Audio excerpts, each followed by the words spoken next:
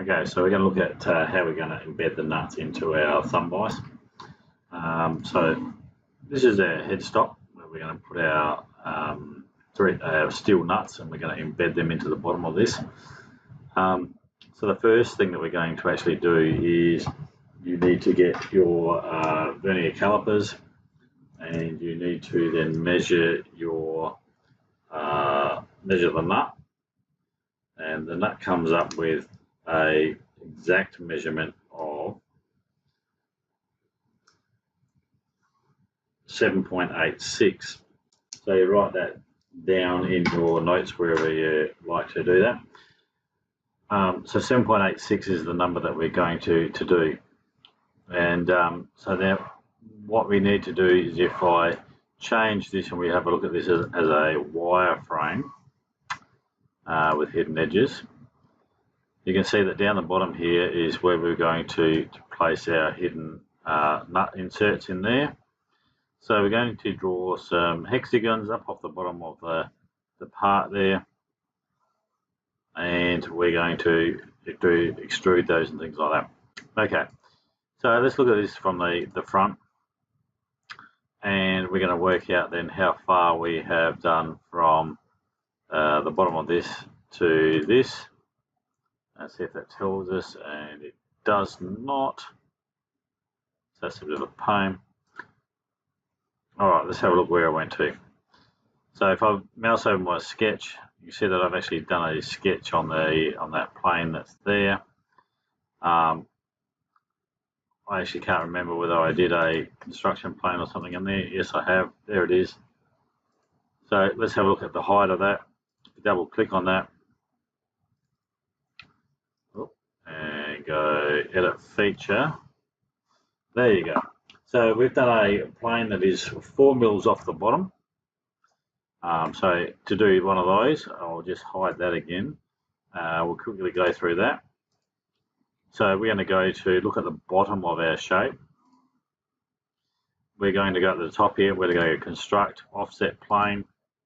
Click on the bottom surface of our thumb vise, our headstock, and then we need to bring that up 4 millimeters. And or you can, so I've just dragged one up there. You could just type in -4 millimeters in the box, go OK, and that'll give you your work plane that's in there.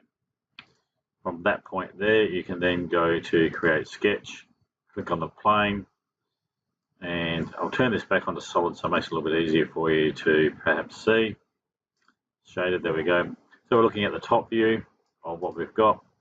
If I click on slice, it'll take us to the plane. And from this point here, essentially what we're doing is going to create polygon, circumscribed polygon, and then you're going to draw the hexagon in there. And because it's circumscribed, it basically does a measurement from the middle outwards. So through a little bit of trial and error, I know that if we do our hexagon is, so this is like half of the width, but we've also allowed for a little bit of shrinkage on the printers.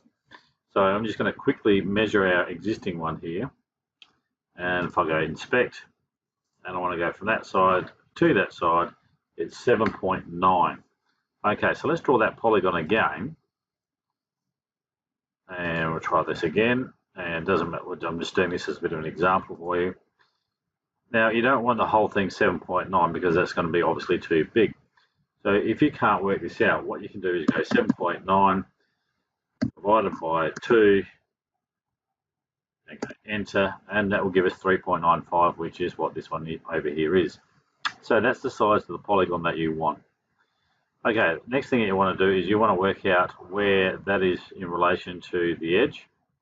So if we go from there to there, it is 2.859 millimeters from that edge, or you should be able to line up the center of the hexagon with the center of the holes that you did on your existing sketch. So you should be able to line those up with those middle points of that circle. So make that concentric with that, and you can use the concentric command constraint to tie those together.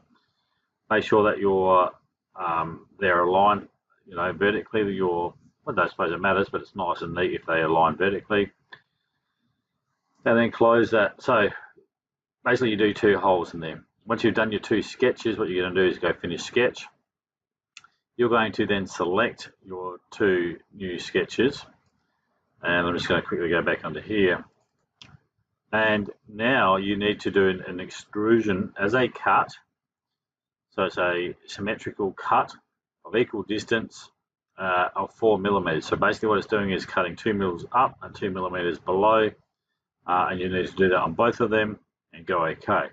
So that'll create the 2 holes that you need inside for the size of the nuts and in the headstock there.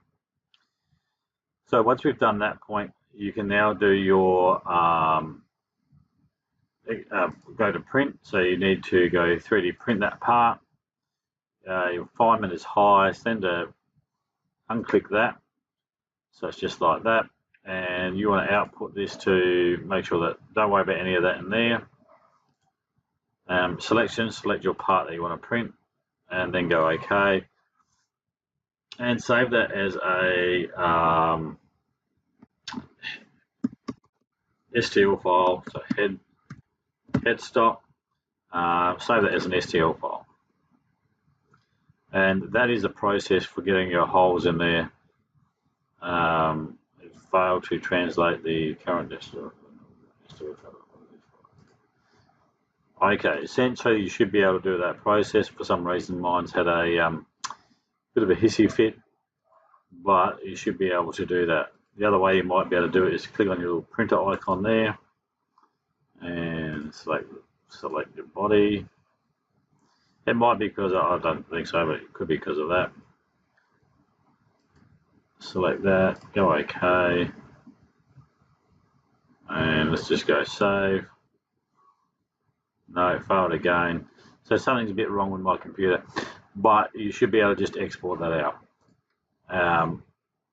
And that should save as an STL file that you're going to be working on. Okay, so that's all you need to do for that part of it, and we'll go from there.